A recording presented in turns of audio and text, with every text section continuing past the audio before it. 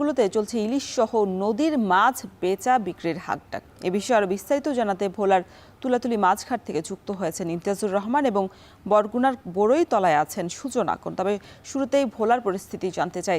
ইমতিয়াজ, এই যে 2 মাসের নিষেধাজ্ঞা শেষ হয়েছে, এরপর মাছ ধরতে তো শুরু করেছেন যারা জেলেরা রয়েছেন, এখন কি পর্যাপ্ত পরিমাণে ইলিশ পাচ্ছেন কিনা তারা?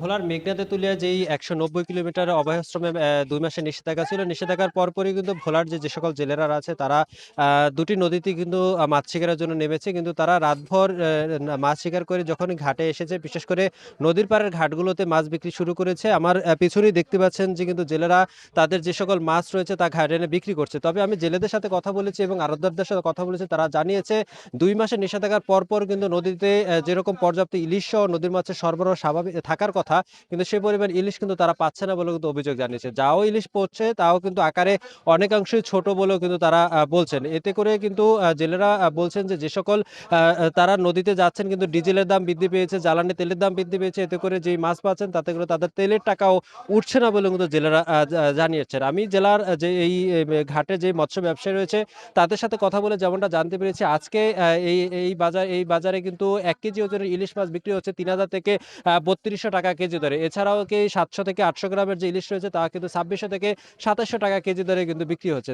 2 মাসের নিষেধাজ্ঞার পরে নদীতে যাওয়ার পরে কিন্তু পর্যাপ্ত ইলিশ না পাওয়ার কারণে কিন্তু দাম অনেকটা বৃদ্ধি বলেও কিন্তু জানিয়েছে। এছাড়াও যে নদীর অন্যান্য মাছ রয়েছে তাও কিন্তু যেই অনেকাংশেই সংকট বা কম বলেও কিন্তু জেলেরা জানিয়েছেন। তারা বলছেন যে নদীতে যাচ্ছেন কিন্তু পর্যাপ্ত ইলিশ তারা পাচ্ছেন না বলেও কিন্তু তারা বলছেন। এদিকে জেলার যে মৎস্য কর্মকর্তা রয়েছেন তিনি জানিয়েছেন যে এই 2 মাসের নিষেধাজ্ঞা থাকায় কিন্তু যেই জাটকা কিন্তু অনেকাংশে বড় হয়েছে এবং নদীতে পর্যাপ্ত পানি রয়েছে, বৃষ্টিপাত হয়েছে। এর কারণে কিন্তু নদীতে জেলেরা সামনের দিকে কিন্তু পর্যাপ্ত ইলিশ ও অন্যান্য মাছ তারা পাবে বলেও কিন্তু জানিয়েছে। এই পর্যন্ত যে 2 মাসের নিষেধাজ্ঞার কিন্তু জেলা মৎস্য কর্মকর্তা জানিয়েছে 556টি তারা অভিযান পরিচালনা করেছে। এতে করে 86টি মোবাইল কোর্ট পরিচালনা হয়েছে বলেও কিন্তু জানিয়েছে। এই সময় অসাধু যে সকল জেলে রয়েছে তারা নদীতে গিয়েছিল এবং তাদেরকে জেল জরিমানার আওতায় আনা হচ্ছে এবং যে সকল অবৈধ জাল দিয়ে মাছ শিকার করেছে এবং সেই জাল কিন্তু আগুনে পুড়িয়ে বিনষ্ট করা হয়েছে এবং পর্যাপ্ত ইলিশ সহ অন্যান্য মাছ তারা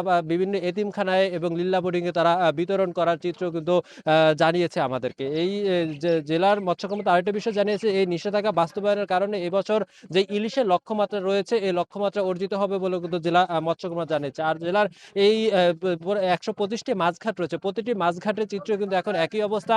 প্রতিটি মাছঘাটে কিন্তু এই নিষেধাজ্ঞার পরপরই সময় কিন্তু হাকডাকের মাধ্যমে কিন্তু বেচা বিক্রি শুরু হয়েছে। তো এই ছিল আমার কাছে ভোলার তুলাতুলি মাছঘাট থেকে সর্বশেষ তথ্য। সুজন, আমরা শুনছিলাম ভোলার পরিস্থিতি যে মধ্যরাত থেকে মাছ ধরা শুরু করলেও আসলে পর্যাপ্ত পরিমাণে মাছ পাচ্ছেন না। বরগুনার জেলেদের কি অবস্থা? বাজারে এর দামের ক্ষেত্রে কোনো তারতম্য লক্ষ্য করছেন কিনা?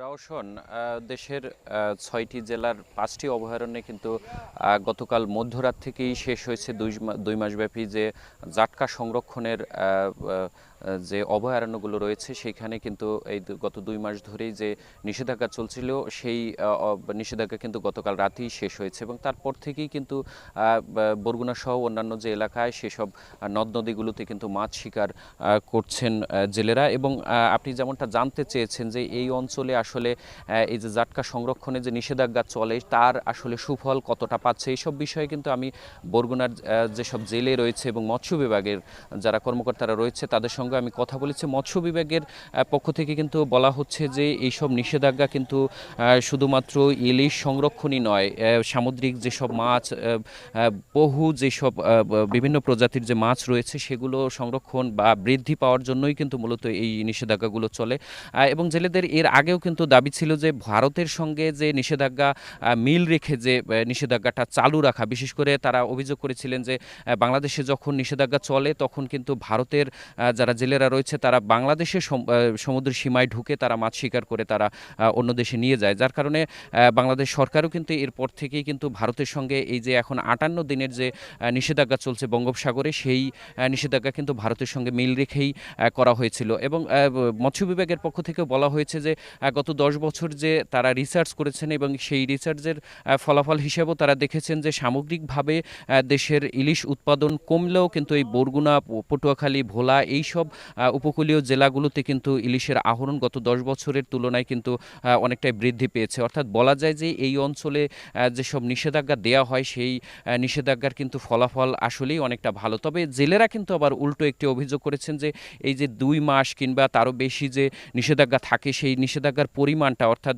2 মাস থেকে কমিয়ে 1 মাস কিংবা 1.5 মাস এই পরিমাণটা কমালে কিন্তু তারা বারবারই বলছেন যে এই নিষেধাজ্ঞার সময়টা কমিয়ে আনলে কিন্তু অনেকটাই তাদের জন্য আর্থিকভাবে যে লোকসান হয়, তাদের দীর্ঘদিন তারা বেকার থাকেন, সেই সব সমস্যা তারা কাটিয়ে উঠতে পারবেন। এবং আরেকটি বিষয় তারা অভিযোগ করেছেন যে সরকারিভাবে যেই চাল সহায়তা পাওয়া হয় সেই চাল বিতরণও অনিয়মের অভিযোগ কিন্তু জেলেরা করেছেন বরগুনার। তো এই ছিল আমার কাছে বরগুনা থেকে সবশেষ। 2 মাসের নিষেধাজ্ঞা শেষে মধ্যরাত থেকে আবারও মাছ ধরা শুরু করে